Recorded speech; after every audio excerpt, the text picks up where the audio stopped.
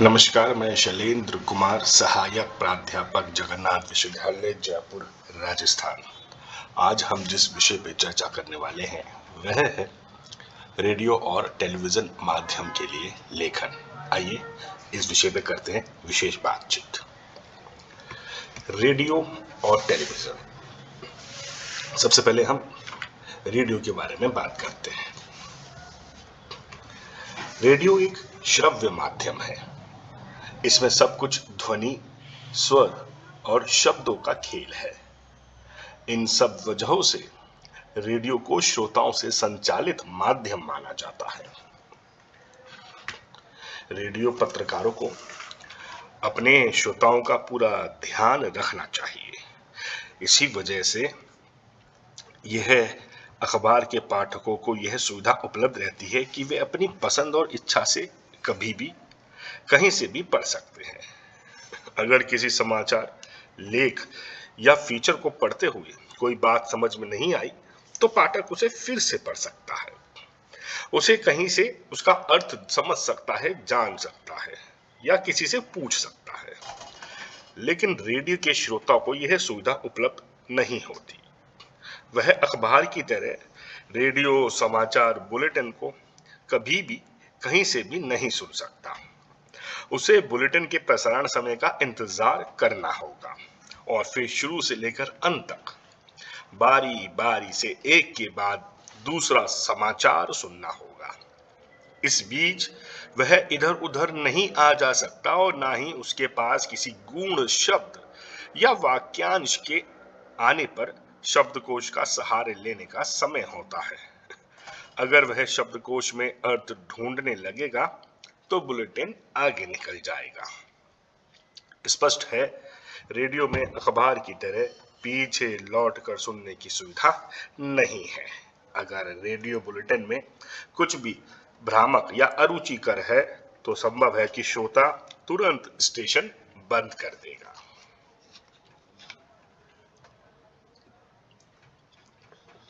दरअसल रेडियो मूलतः एक रेखीय लीनियर माध्यम है और रेडियो समाचार बुलेटिन का स्वरूप, ढांचा और शैली इस आधार पर ही तय होता है।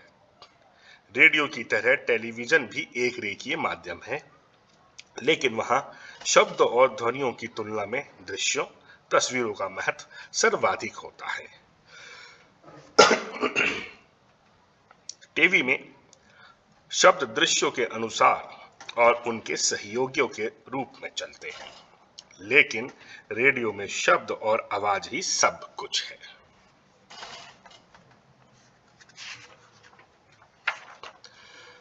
वैसे तो रेडियो, प्रिंट और टीवी की अपनी अपनी चुनौतियां हैं, लेकिन संभवतः रेडियो प्रसारणकर्ताओं के लिए अपने श्रोताओं को बांध कर रखने की चुनौती सबसे कठिन है, क्योंकि ये सिर्फ सुना जा सकता है। आइए अब बात करते हैं रेडियो समाचार के संरचना के ऊपर। रेडियो के लिए समाचार लेखन अखबारों से कई मामलों में भिन्न है। चूंकि दोनों माध्यमों की प्रकृति अलग अलग है, इसलिए समाचार लेखन करते हुए उनका ध्यान जरूर रखना चाहिए। रेडियो समाचार की संरचना अखबार या टेलीविजन की तरह इन्वर्टेड पिरामिड, उल्टा पिरामिड शैली पर ही आधारित होती है।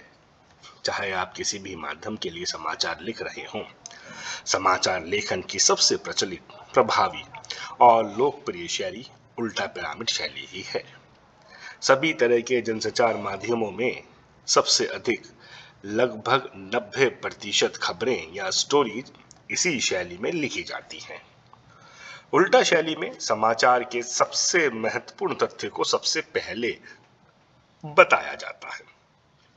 उसके बाद घटते हुए महत्व क्रम में अन्य बातों को या सूचनाओं को लिखा या बताया जाता है। इस शैली में किसी घटना, विचार, समस्या का ब्यौरा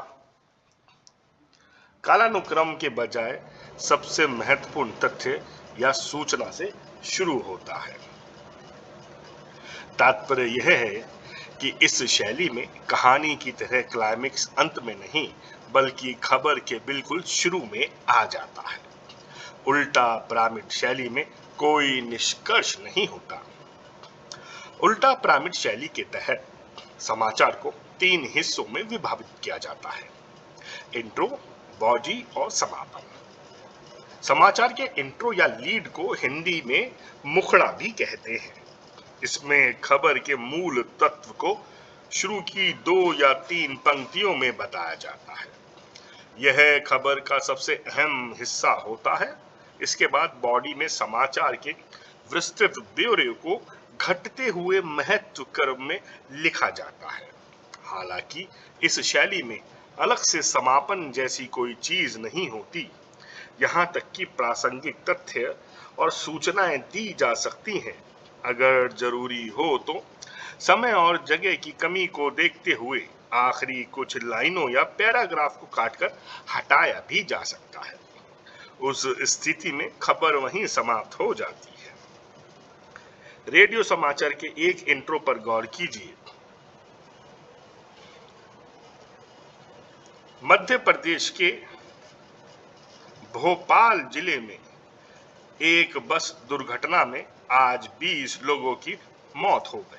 मृतकों में 4 महिलाएं और 4 बच्चे शामिल हैं। एक और उदाहरण देखिए। कर्नाटक में बाढ़ का संकट गहराता जा रहा है। राज्य में बाढ़ से मरने वालों की संख्या बढ़कर 465 हो गई है।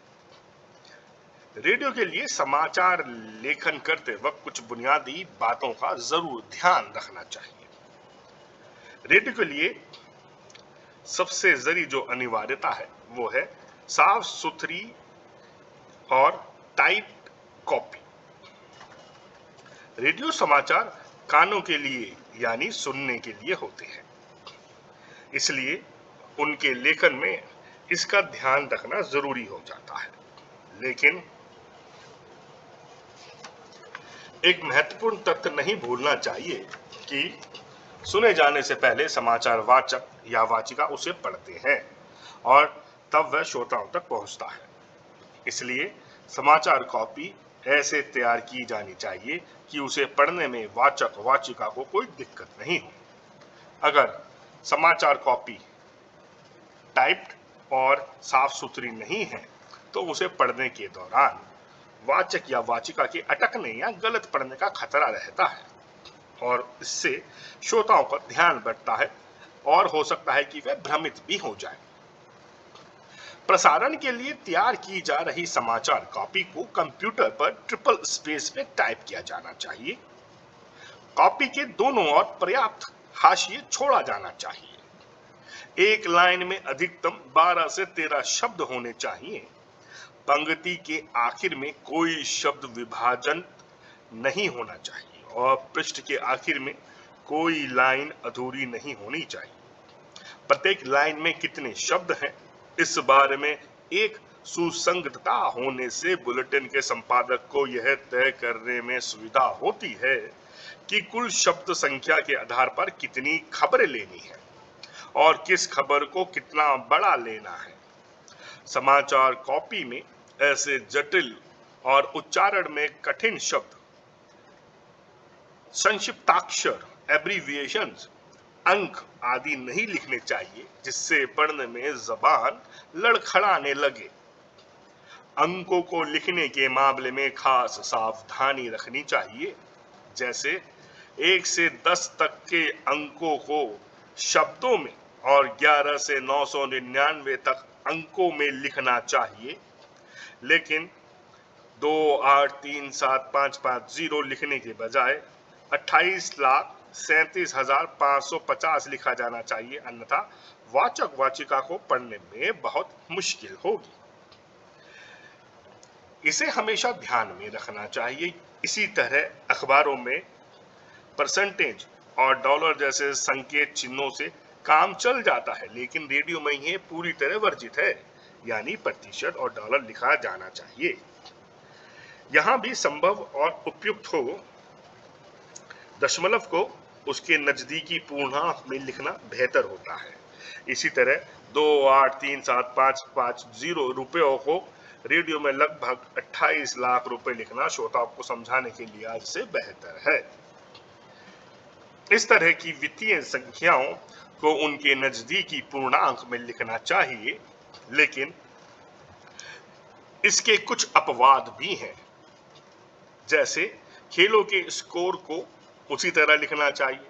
सचिन तेंदुलकर ने अगर 98 रन बनाए हैं तो उसे लगभग 100 रन नहीं लिख सकते। इसी तरह मुद्रास्फीति के आंकड़े नजदीकी पूर्णांक में नहीं बल्कि दशमलव में ही लिखे जाने चाहिए। वैसे रेडियो समाचार में अत्यधिक आंकड़ों और संख्या का इस्तेमाल नहीं करना चाहिए, क्योंकि श्रोताओं के लिए उन्हें समझ पाना काफी कठिन होता है। आंकड़े तुलनात्मक हो तो बेहतर होता है। इस साल गेहूं का उत्पादन पिछले वर्ष के 90 लाख टन से बढ़कर 95 लाख टन हो गया की तुलना में इस साल गेहूं का उत्पादन पिछले वर्ष की तुलना में 7.5% बढ़कर 95 लाख टन पहुंच गया है। ज्यादा संप्रेषणीय है। रेडियो समाचार कभी भी संख्या से नहीं शुरू होना चाहिए। इस तरह तिथियों को उसी तरह लिखना चाहिए जैसे हम बोलचाल में इस्तेमाल करते हैं, 15 अगस्त 1985, ना कि अगस्त 15 1985 इत्यादि। दूसरी बात, हेडलाइन, संदर्भ और संक्षिप्ताक्षर का प्रयोग। रेडियो में अखबारों की तरह हेडलाइन अलग से नहीं बल्कि समाचार से ही गुथी होती है। हम इसकी चर्चा पहले कर चुके हैं। इसी तरह समाचार में समय संदर्भ का मसला भी महत्वपूर्ण है। अखबार दिन में एक बार और वह भी सुबह और कहीं शाम छप कर आता है, जबकि रेडियो पर 24 घंटे समाचार चलते रहते हैं। श्रोताओं के लिए समय का फ्रेम हमेशा आज होता है, इसलिए समाचार में आज, आज सुबह, आज दोपहर, आज शाम, आज तड़के आदि का इस्तेमाल किया जाता है। इसी तरह बैठक कल होगी या कल हुई है का प्रयोग किया जाना चाहिए। इसी सप्ताह, अगले सप्ताह, पिछले सप्ताह, इस महीने, अगले महीने, पिछले महीने, इस साल, पिछले साल, अगले साल, अगले बुधवार या पिछले शुक्रवार का इस्तेमाल करना चाहिए। संक्षिप्ताक्षरों के इस्तेमाल में काफी सावधानी बरतनी चाहिए। बेहतर तो यही होगा कि उनके प्रयोगों से बचा जाए। अगर जरूरी हो तो समाचार के शुरू में पहले उसे पूरा दिया जाए, फिर संक्षिप्ताक्षर का प्रयोग किया जाए। संक्षिप्ताक्षरों के प्रयोग के दौरान यह देखा जाना चाहिए कि वह कितना लोकप्रिय है। जैसे WTO, UNICEF, SAARC, ICICI bank का इस्तेमाल सीधे भी किया जा सकता है। अब रेडियो के लिए लेखन करते वक्त कुछ बातों का ध्यान, तो वो बातें क्या हैं? देखिए, जैसा कि हम समझ चुके हैं कि समाचार वाचन के लिए तैयार की गई कॉपी साफ सुथरी होनी चाहिए, ट्रिपल स्पेस में टाइप किया जाना चाहिए, पर्याप्त हाशिए छोड़े जाने चाहिए, अंकों में लिखने में सावधानी, संक्षिप्ताक्षरों के प्रयोग से बचना चाहिए। और चूंकि रेडियो एक ऐसा माध्यम है जिसे सिर्फ सुना जा सकता है, रेडियो के श्रोता हर एक आयु, हर एक वर्ग के लोग होते हैं। उसे सुनने वाला बच्चा, बूढ़ा, नौजवान, महिलाएं, पुरुष सभी हैं।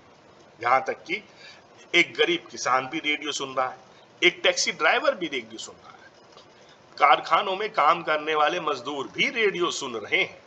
इसलिए रेडियो के लिए कार्यक्रम का निर्माण करते वक्त हमें इस बात का खास ध्यान रखना होगा कि रेडियो की जो भाषा है वो इतनी सरल और सहज होनी चाहिए कि हर किसी को आसानी से समझ आ सके। जो संदेश हम देना चाहते हैं वो संदेश आसानी से श्रोताओं तक पहुंचना चाहिए।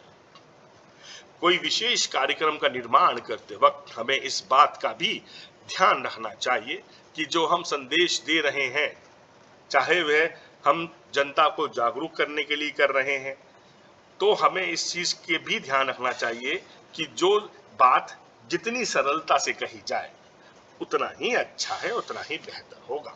आइए अब बात करते हैं टेलीविजन की।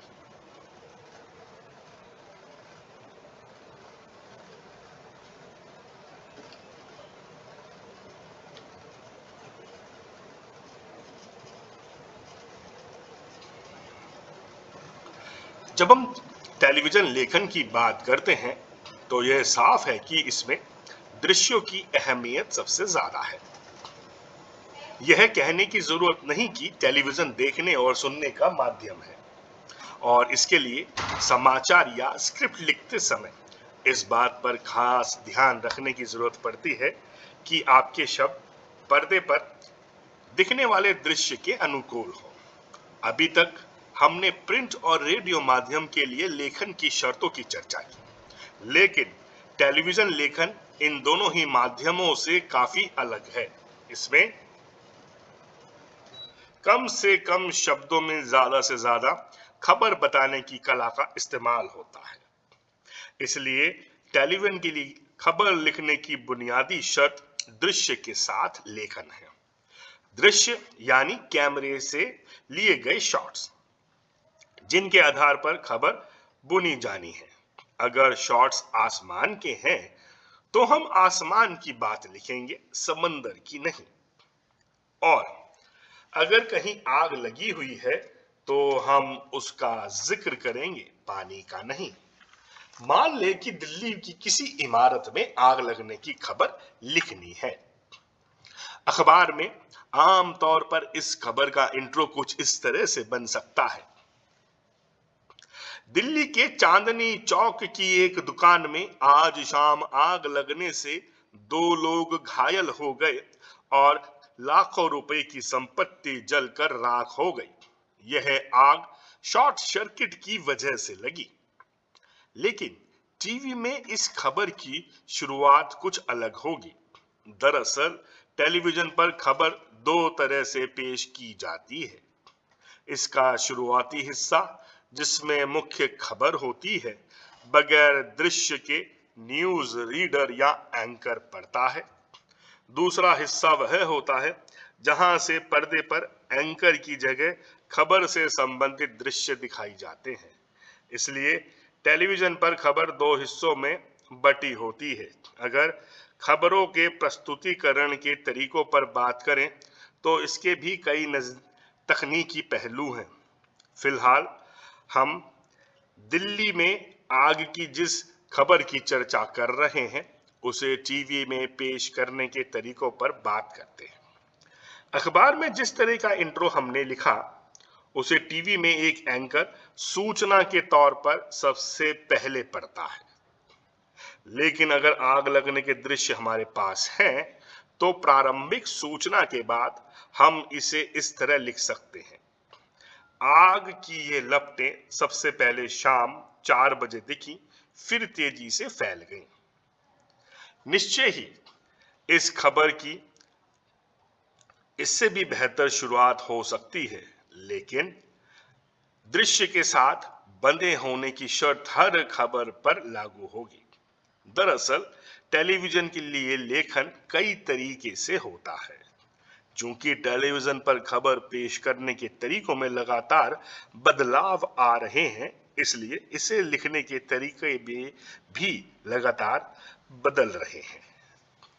इसे समझने के लिए जरूरी है कि हम टीवी पर दिखाई जाने वाली खबरों के प्रचलित ढांचे या फॉर्मेट को समझें। अब हम बात करेंगे टेलीविजन खबरों के विभिन्न चरणों की।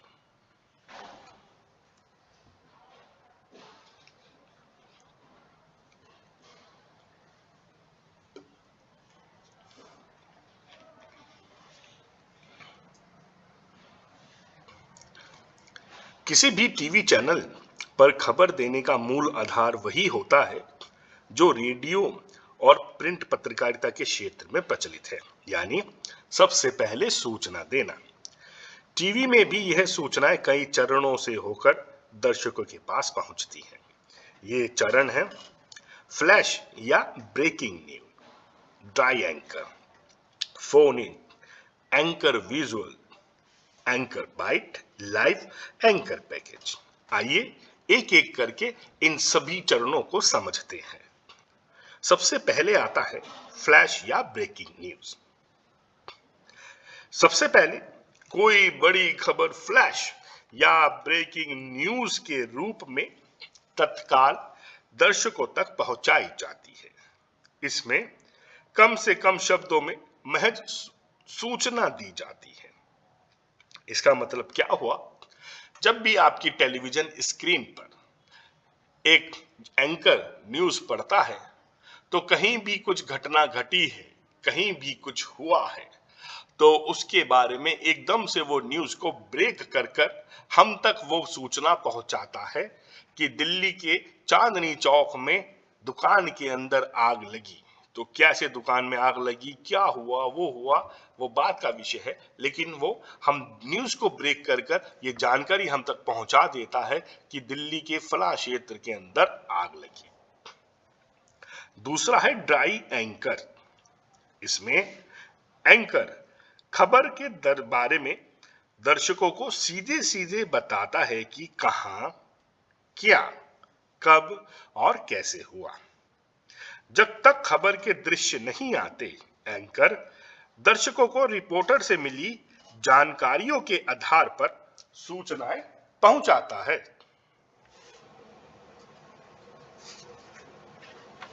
आइए जानते हैं इसका क्या मतलब हुआ। जैसे जो भी जानकारी एंकर तक पहुंचती है, वह जानकारी वे दर्शकों तक लगातार पहुंचाता रहता है, अपडेट करता रहता है।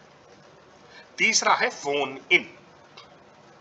इसमें खबर का विस्तार होता है।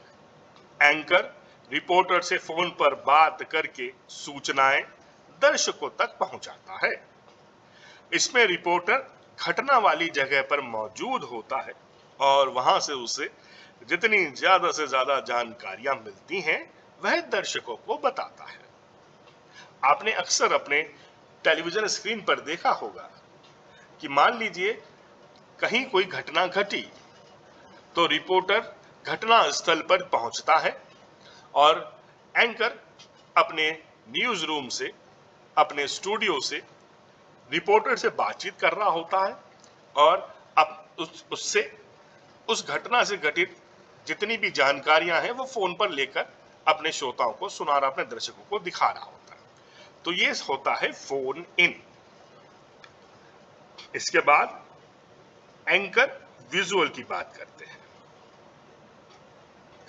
जब घटना के दृश्य या विजुअल मिल जाते हैं, तब उन दृश्यों के आधार पर खबर लिखी जाती है। यह खबर एंकर पढ़ता है। इस खबर की शुरुआत भी प्रारंभिक सूचना से होती है। बाद में कुछ वाक्यों पर प्राप्त दृश्य दिखाई जाते हैं। एंकर बाइट यानी कथन। टेलीविजन पत्रकारिता में बाइट का काफी महत्व है।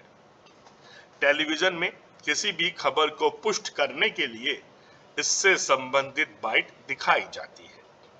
किसी घटना की सूचना देने और उसके दृश्य दिखाने के साथ ही इस घटना के बारे में प्रत्यक्षदर्शियों या संबंधित व्यक्तियों का कथन दिखा और सुनाकर खबर को प्रामाणिकता प्रदान की जाती है। लाइव यानी किसी खबर का घटना स्थल से सीधा प्रसारण।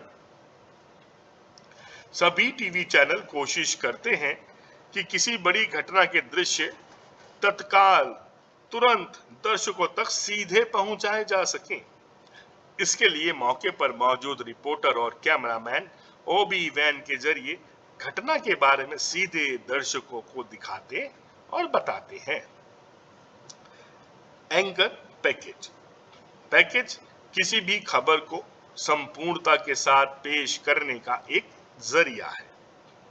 इसमें संबंधित घटना के दृश्य, इससे जुड़े लोगों की बाइट, ग्राफिक के जरिए जरूरी सूचनाएं आदि होती हैं। टेलीविजन लेखन इन तमाम रूपों को ध्यान में रखकर किया जाता है। जहां जैसी जरूरत होती है वहां वैसे वाक्यों का इस्तेमाल होता है। शब्द का काम दृश्य को आगे ले जाना है ताकि वह दूसरे दृश्यों से जुड़ सके। उसमें निहित अर्थ को सामने लाना है ताकि खबर के सारे आशय खुल सके। अक्सर टीवी पर खबर लिखने की एक प्रचलित शैली दिखाई पड़ती है। पहला वाक्य दृश्य के वर्णन से शुरू होता है, जैसे दिल्ली के रामलीला मैदान में हो रही है यह सभा, या फिर झील में छलांग लगाते बच्चे। इस प्रचलित शैली से यह है कि बिना किसी कल्पनाशीलता के टीवी रिपोर्टिंग का बुनियादी अनुशासन यानी दृश्य पर लेखन निभ जाता है, लेकिन इसमें शब्दों की भूमिका बेमानी हो जाती है।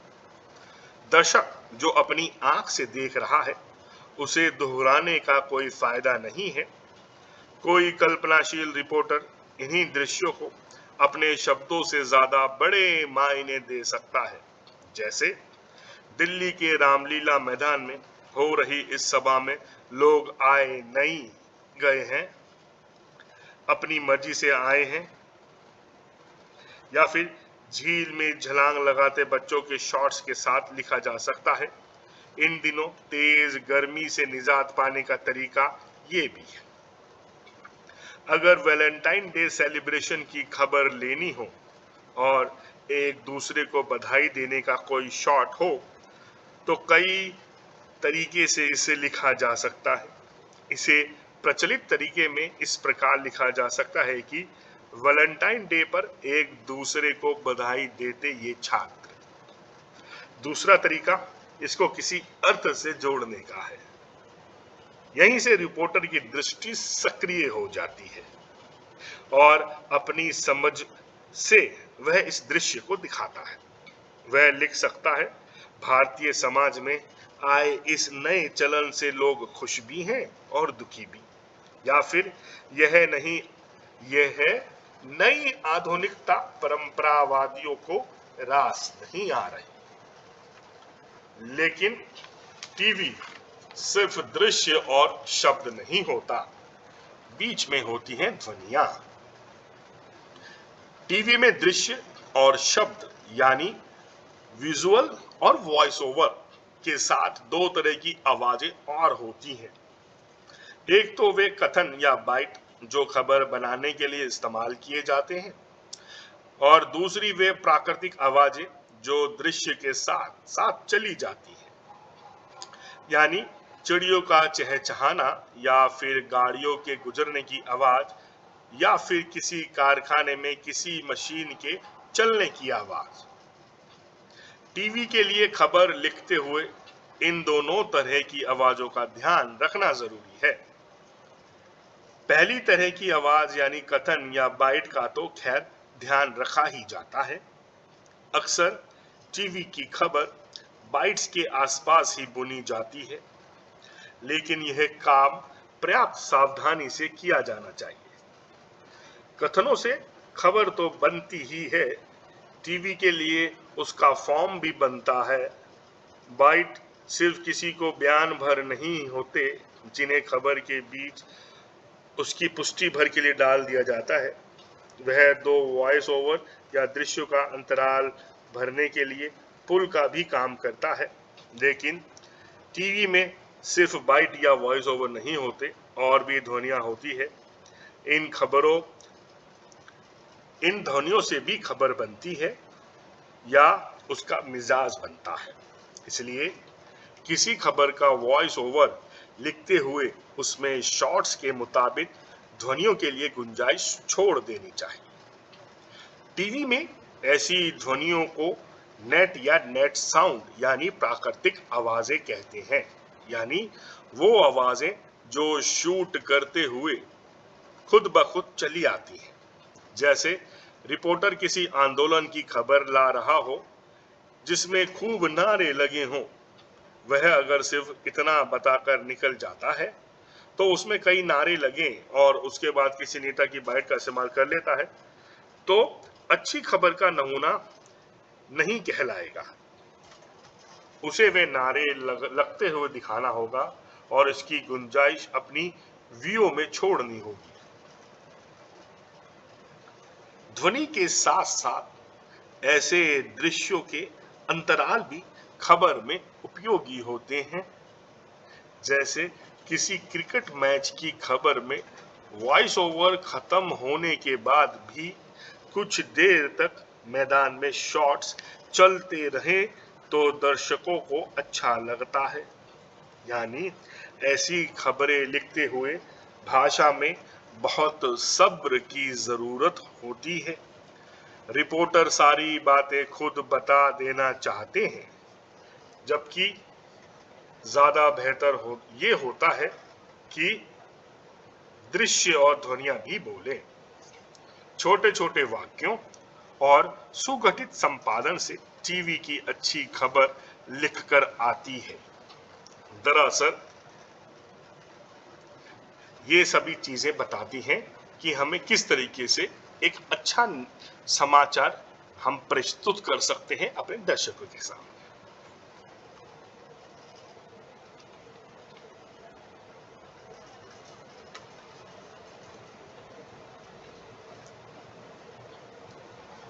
आइए अब बात करते हैं रेडियो और टेलीविजन समाचार की भाषा और शैली पर।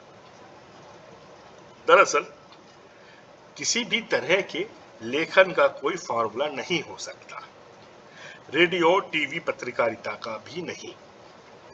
प्रयोगशीलता भाषा को भी समृद्ध करती है और माध्यम को भी। रेडियो और टेलीविजन आम आदमी के माध्यम है। भारत जैसे विकासशील देश में उसके श्रोताओं और दर्शकों में पढ़े लिखे लोगों से निरक्षर लोगों तक, मध्यम वर्ग से लेकर किसान मजदूर तक सभी हैं। इन सभी लोगों की सूचना की जरूरतें पूरी करना ही रेडियो और टीवी का उद्देश्य है। जाहिर है कि लोगों तक पहुंचने का माध्यम भाषा है, इसलिए भाषा ऐसी होनी चाहिए कि वे सभी को आसानी से समझ में आ सके, लेकिन साथ ही भाषा के स्तर और गरिमा के साथ कोई समझौता भी ना करना पड़े।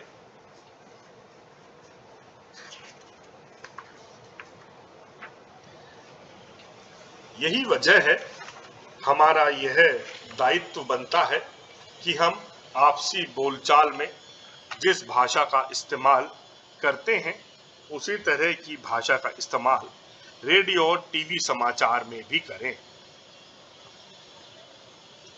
सरल भाषा लिखने का सबसे बेहतर उपाय यह है कि वाक्य छोटे, सीधे और स्पष्ट लिखे जाएं।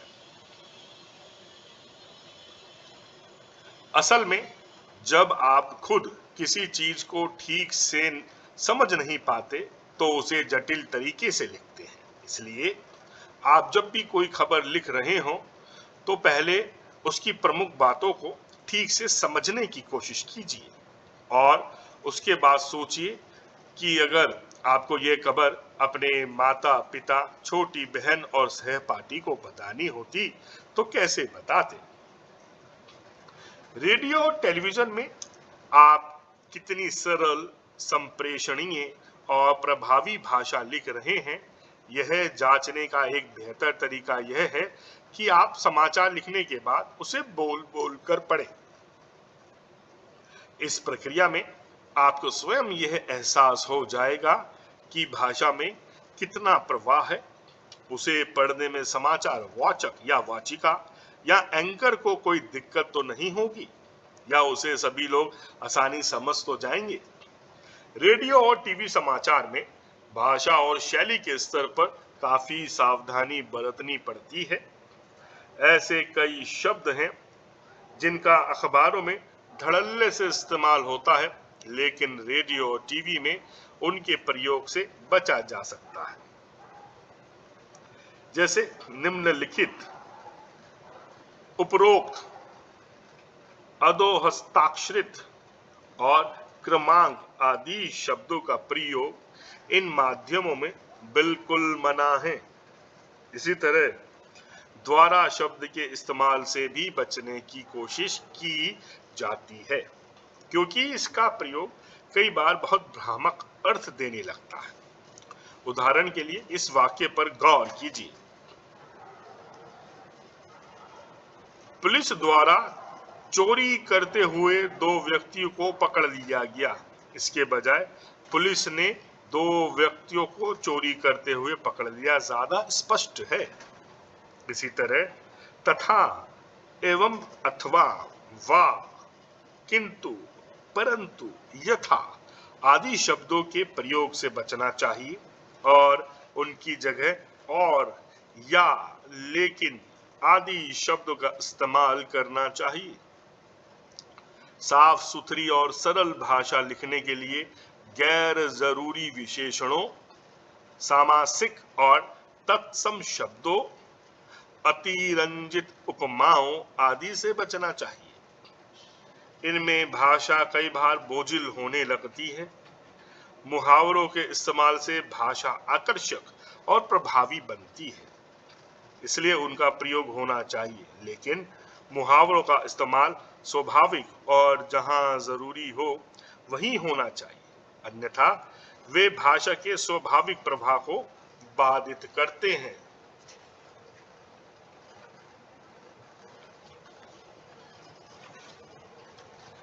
भाषा को साफ रखने से कुछ जाने पहचाने तरीके भी हमें आजमाने चाहिए।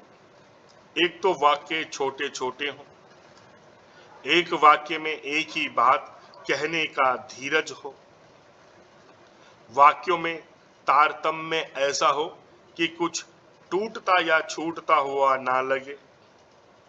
दूसरी बात यह है कि शब्द प्रचलित हों, उनका उच्चारण सहजता से किया जा सके। क्रय विक्रय की जगह खरीद बिक्री, स्थानांतरण की जगह तबादला और पंक्ति की जगह कतार टीवी में सहज माने जाते हैं।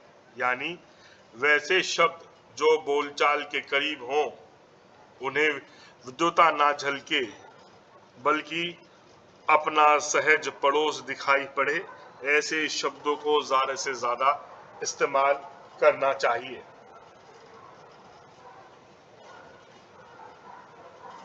इस प्रकार कुल मिलाकर कहा जा सकता है कि रेडियो और टेलीविजन आम आदमी के माध्यम है। इनके लेखन में हमें विशेष बातों का ध्यान रखना चाहिए।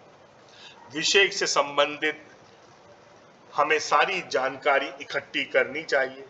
उन जानकारियों को एक क्रमबद्ध तरीके से अपने श्रोताओं और दर्शकों के समक्ष प्रस्तुत करना चाहिए। प्रस्तुत करने का तरीका काफी सरल सहज होना चाहिए। हमारी बात हर किसी आयु वर्ग के श्रोताओं और दर्शकों को समझ आ सके, इस पर भी विशेष ध्यान रखना चाहिए। और साथ ही साथ हमें उन सभी चीजों को अपने लेखन से हटा देना चाहिए जो ज्यादा कठिन हो या जिनसे दिक्कतें हमें आ सके। यदि अगर हम ऐसा नहीं करते हैं तो इस माध्यम की शायद कोई उपयोगिता नहीं रह जाएगी। इसलिए यह बहुत जरूरी है कि हम चाहे रेडियो के लिए लिख रहे हों चाहे टेलीविजन के लिए, हमारा लेखन ऐसा होना चाहिए कि वह बहुत ही सरलता से हमारे दर्शकों और श्रोताओं तक पहुंच सके। क्योंकि प्रोडक्शन के विभिन्न चरणों में, जैसे कि हम बात करते हैं प्री प्रोडक्शन, प्रोडक्शन और पोस्ट प्रोडक्शन, इन तीनों चरणों में जो सबसे पहला चरण है प्री प्रोडक्शन, जिसमें हम विषय का चुनाव और उससे संबंधित सारा अनुसंधान या रिसर्च करते हैं, तो और रिसर्च करने के साथ जब हम उसकी एक पटकथा तैयार करते हैं, एक स्क्रिप्ट तैयार करते हैं, तो हम इस बात का विशेष ध्यान रखते हैं क्या पटकथा सरल भाषा में लिखी गई है, क्या वह आसानी से हमारे दर्शकों और श्रोताओं को समझ आ रही है। यदि ऐसा नहीं है तो हमें उसमें कुछ जरूरी बदलाव करने पड़ते हैं। यदि हम ऐसा नहीं करेंगे तो शायद हमारी मेहनत बेकार हो जाएगी।